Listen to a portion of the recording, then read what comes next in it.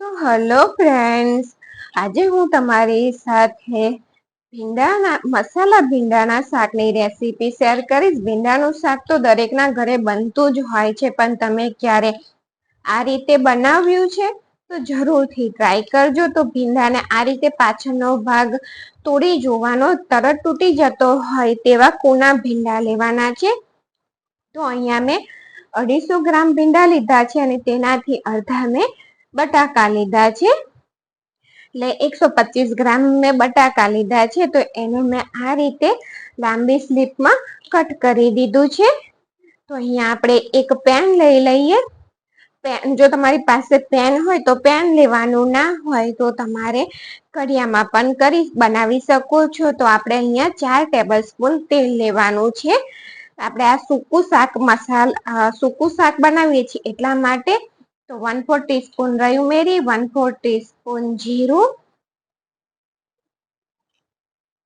આ શાકમાં તેલનું પ્રમાણ થોડું વધારે હોય છે, તેથી તે એકદમ ટેસ્ટી અને ચટાકેદાર લાગે છે. અને 2 પિંચ જેટલી હિંગ ઉમેરી છે, 1/2 ટીસ્પૂન આદુ અને 1 લીલા મરચાના ટુકડા અને આ રીતે ઉમેરી દીધા છે. અને સાથે 2-3 મીઠા લીમડાના પાન ઉમેર્યા છે. આ બધી વસ્તુને સરસ રીતે આપણે શેકી લેવાની છે. આદુનો કાચો ફ્લેવર જતો રહે ને ત્યાં સુધી આપણે તેને સરસ શેકી લેવાની. તો જો સરસ રીતે શેકાઈ ગયું છે, તો હવે આપણે બટાકા ઉમેરવાના છે. તો બટાકાને આ રીતે ઉમેરી અને તેને હાઈ ગેસની ફ્લેમ ઉપર આપણે 1 થી 2 મિનિટ માટે કૂક કરી લઈશું. મીડિયમ ટુ હાઈ ગેસની ફ્લેમ ઉપર આપણે તેને કૂક કરી દેવાના છે. એટલે એક તેની ઉપર કોટિંગ સરસ થઈ જશે. તેનાથી આપણા શાકમાં એક ક્રન્ચીનેસ અને ટેસ્ટ સરસ આવશે. તો જો સરસ રીતે બટાકાને મેં 2 મિનિટ જેવું શેકી લીધું છે. પછી આપણે તેને આ રીતે બટાકાને એક પાથરી દેવાના છે પેનની અંદર. જો તમે મસાલા ભીંડાનું શાક આ રીતે ક્યારે બનાવ્યું છે તો જરૂરથી તમે આ રીતે જરૂરથી ટ્રાય કરજો. એકદમ ચટપટું અને કઢી ભાત સાથે તો તેનો કોઈ જવાબ જ નથી. તેટલું ટેસ્ટી બનીને તૈયાર થાય છે. તો જો ભીંડાને આ રીતે આપણે બટાકાનું જે નીચે લેયર કર્યું ને તેની ઉપર આ રીતે પાથરી દેવાના છે.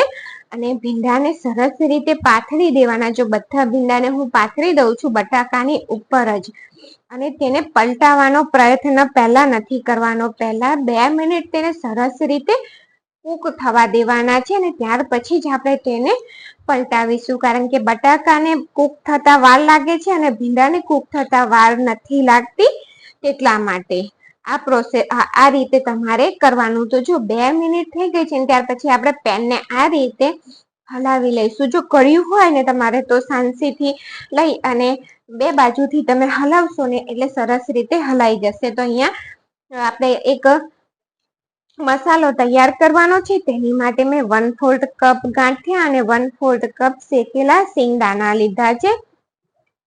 બંને વસ્તુને અધકચરા વાટી લેવાના છે. જો અહીંયા તમારી પાસે ગાંઠિયા ના હોય તો સેવ પણ લઈ શકો છો, અને સેવ પણ ના હોય તો 2 મોટી ચમચી જેટલું બેસનને શેકી અને તેને પણ તમે લઈ શકો છો. તો આપણી પાવડર બની અને તૈયાર થઈ ગયો છે અધકચરો. તો તેને હું એક વાડકામાં લઈ રહી છું અને ત્યાર પછી આપણે તેની અંદર મસાલા કરીશું. તો 1 ટેબલ સ્પૂન કાશ્મીરી લાલ મરચું, જો તમારે તીખાશ જોઈતી હોય ને તો તમારે થોડું ડિવાઈડ કરી દેવાનું. 1/4 ટીસ્પૂન જેટલી હળદર, 1/2 ટીસ્પૂન જેટલો શેકેલા જીરાનો પાવડર, 1/2 ટીસ્પૂન ગરમ મસાલો અને સરસ ચટપટો ટેસ્ટ આવે ને તેટલા માટે આપણે એની અંદર 1/2 ટીસ્પૂન થી થોડું ઓછું એટલે કે 1/4 ટીસ્પૂન જેટલો ચાટ મસાલો ઉમેર્યો અને 1 ટેબલ સ્પૂન જેટલું ધાણા જીરું ઉમેરવાનું.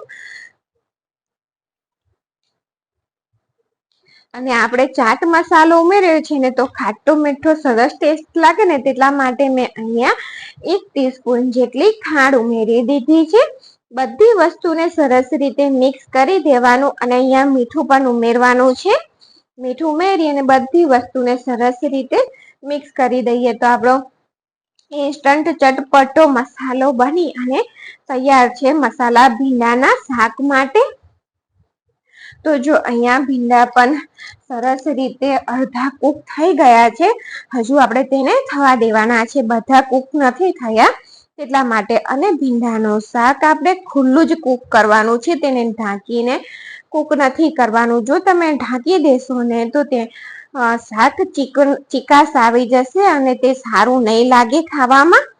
તો જો સરસ રીતે આપણે વચ્ચે વચ્ચે થોડું છે ને હલાવતું રહેવાનું છે, મિક્સ કરતું રહેવાનું છે. તો તમે આ રીતે પેનને હલાવી પેનથી પણ તેને મિક્સ કરી શકો છો. અને જો મસાલા ભીંડાના શાકની રેસીપી તમને ગમી હોય ને તો મારી ચેનલને લાઈક, શેર અને સબસ્ક્રાઈબ કરવાનું ના ભૂલતા. તો જો ભીંડા સરસ રીતે કૂક થઈ ગયા છે ને તો હવે આપણે જે મસાલો બનાવીને રાખ્યો ને તે મસાલાને એડ કરી દઈએ. બધા જ મસાલાને એડ કરી દેવાનો છે અને સરસ રીતે તેને મિક્સ કરી લેવાનું.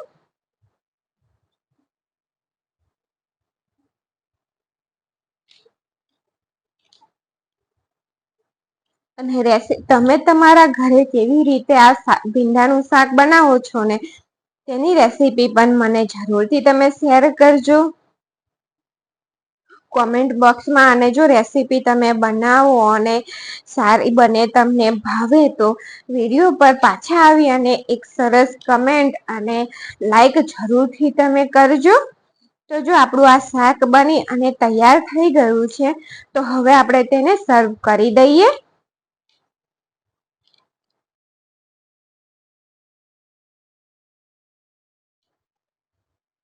તો જુઓ શાક એકદમ સરસ તૈયાર થઈ ગયું છે અને ભીંડાનો કલર પણ તમે જોઈ શકો છો કે ગ્રીન રહ્યો છે. આ મસાલાના કોટને લીધે તમને એવું લાગતું હશે, પણ જ્યારે તમે પ્રેક્ટિકલી ઘરમાં બનાવશો ને ત્યારે તમને ખબર પડશે જરૂરથી.